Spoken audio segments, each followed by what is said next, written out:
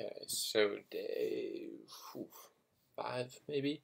I think whatever the next day was, we went from Zion down to Page, Arizona. And the reason you're not seeing all the photos from Zion in this particular blog post video is because the photo of the days that I liked were from the latter half of day 5 and the former half of day 4. And in the middle of that was when we were in Zion. So you will see the Zion pictures, they're just not in this one. So this one was, like I said, in Page, Arizona. This is Horseshoe Bend. We went down there. We had a bunch of car trouble and whatnot. Kind of hectic getting down there, but we eventually made it, and it was well worth it.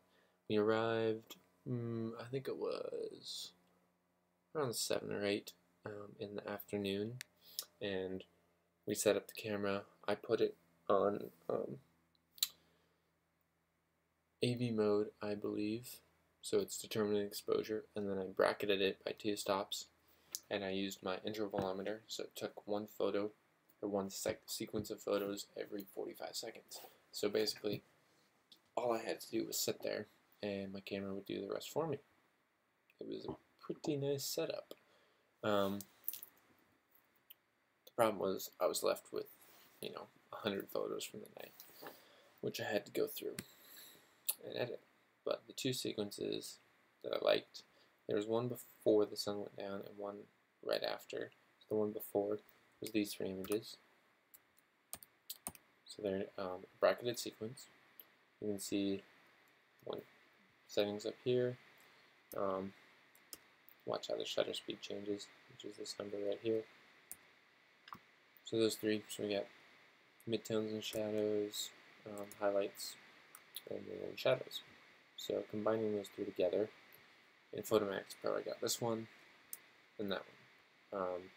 Neither of those is very appealing. They're both kind of bleh.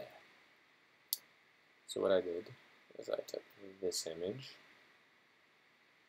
and then this image, and that image, and combined them in Photoshop like this. So we got our base image here, which is, it has been edited a little bit. I think this is the second Photoshop phase that you're seeing here, but the first phase was pretty much the same. That's exactly what I'm about to show you here. So I'm just listening to my radio from a fire call. What I did, I took the images into Photoshop, and we got our base image here. Then I would layer them with layer masks until we got our final image, which I liked. The layer mask looks like this. It's pretty crazy, but basically I just painted in at a low opacity using this tablet. So much easier to use. And you just get the overlays that you want. And that's all you need.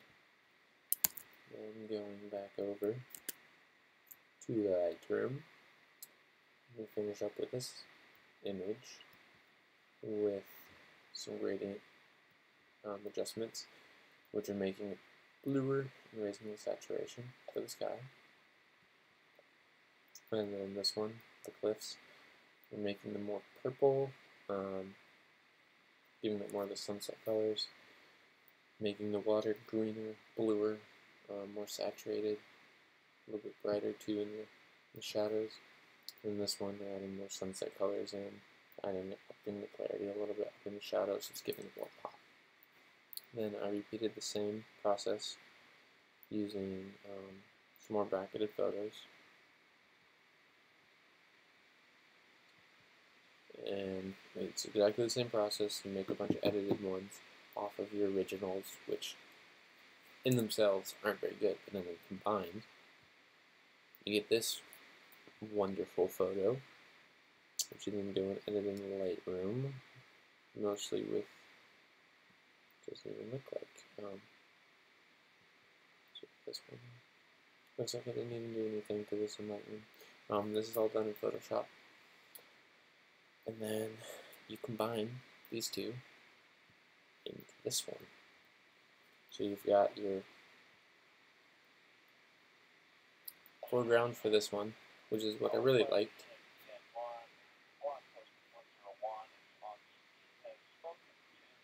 And then you go